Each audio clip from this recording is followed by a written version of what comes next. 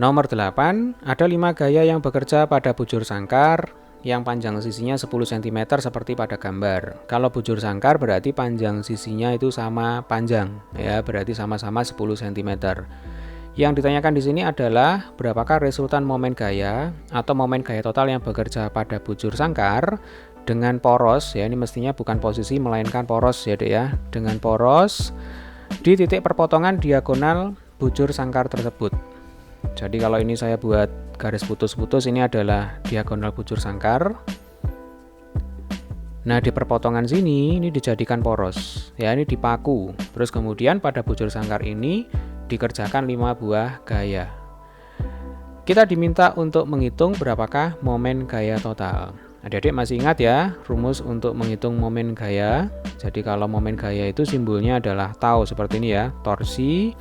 Itu rumusnya adalah R dikalikan dengan F. R itu adalah jarak antara gaya ke poros, kalau F itu gaya. Nah, ini ada syaratnya. Syaratnya adalah R itu harus tegak lurus dengan F. Nah, nanti kalau tidak tegak lurus, maka kita pakai sin ya, biasanya seperti itu. Akan tapi soal nomor 8 sebenarnya kita cukup bisa menggunakan rumus ini aja ya.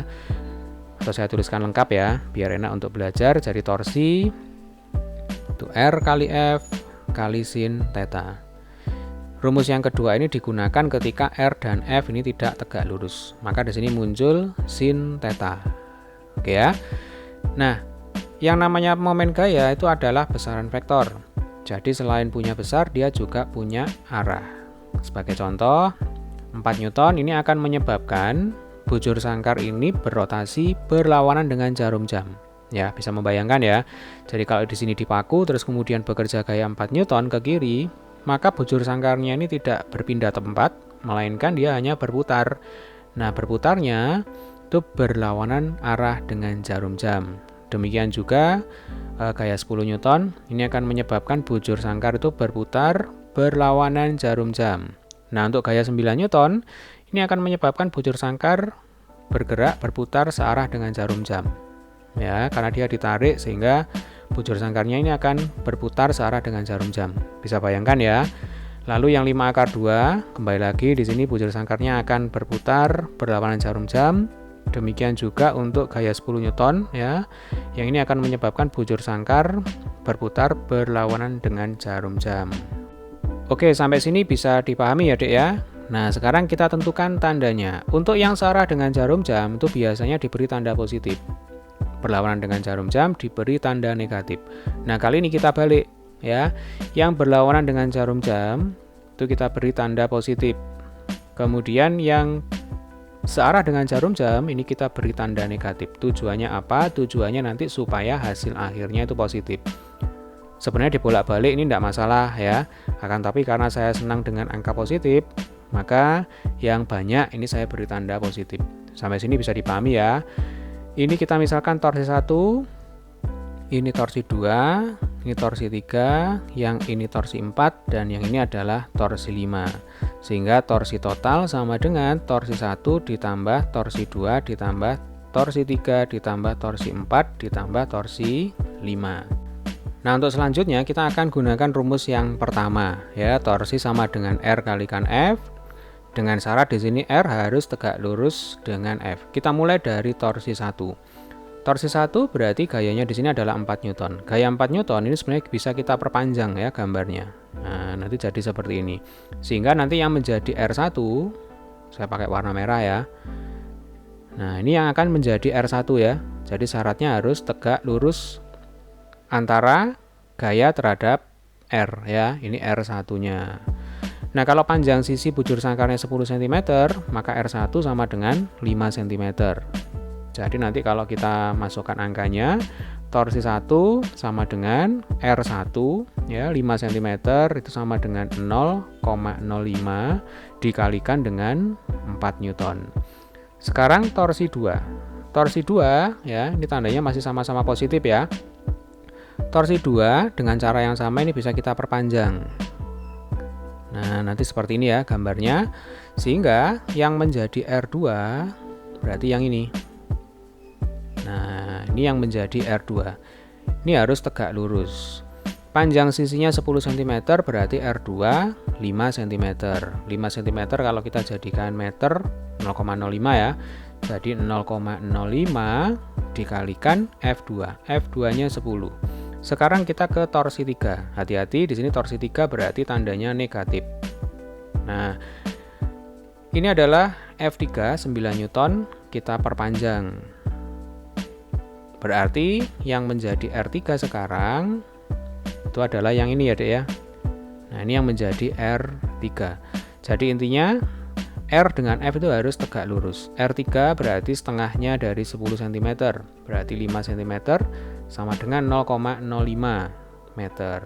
Jadi ini 0,05 kali 9. Untuk torsi 4, nah ini torsi 4 berarti positif ya. F4 5 akar 2. Kita tulis dulu ya 5 akar 2. Nah sekarang yang menjadi R-nya ya untuk F4 berarti R4 ya, itu adalah panjang diagonal ya, maksudnya setengah dari panjang diagonal yang ini. Nah ini menjadi R4 karena di sini harus tegak lurus ya. Kalau di sini 45 derajat maka otomatis di sini juga 45 derajat. Kalau kita jumlahkan ini berarti 90 derajat. Berarti yang menjadi R4 itu adalah setengahnya dari diagonal bujur sangkar. Kalau panjang sisi bujur sangkar 10 cm, berarti diagonal bujur sangkar itu sama dengan 10 akar 2 cm. Berarti setengahnya ya itu jadi R4 sama dengan 5 akar 2 cm. Bisa dipahami ya Dek ya. Berarti di sini 5 akar 2 kali 5 akar 2 atau kali 0,05 ya. Karena satuannya cm, 0,05 akar 2. Ini adalah torsi 4. Kemudian torsi 5, tandanya positif ya. Berarti ini ditambah torsi 5 itu berarti R5. Ini saya perpanjang ya. Nah, nanti seperti ini ya. Maka yang menjadi R5 itu adalah yang ini, Dek. Nah, ini harus tegak lurus. Ini adalah R5. Berarti R5 ini sama dengan 0,05 ya, setengahnya dari 10 cm. Jadi nanti 0,05 dikalikan dengan 10 Newton. Oke, sampai sini bisa dipahami ya. Nah, sekarang tinggal ujian kesabaran ya, ini tinggal hitung-hitungannya. Oke, coba Adik perhatikan sebentar ya. Di sini ada yang bisa kita sederhanakan. Ini 5 akar 2 kali akar 2 ya. Akar 2 kali akar 2 itu 2. Kalau saya kalikan dengan 5, itu berarti ketemunya 10 ya Dek ya. Berarti ini boleh saya ganti 10 kali 0,05. Nah, selanjutnya di sini ada 0,05 ya. Ini juga 0,05, ini 0,05, ini 0,05, ini juga 0,05 ya. Jadi kembar 0,05-nya. Maka sebenarnya ini bisa kita sederhanakan ya. 0,05 ini kita keluarkan dulu. Kemudian kita buat kurung buka ya. Nah, bilangan selain 0,05 kita tuliskan di sini. Jadi ini 4 ya, ditambah 10 dikurangi 9 ditambah 10, yang ini ya Dek ya, ditambah 10. Nah, yang ini.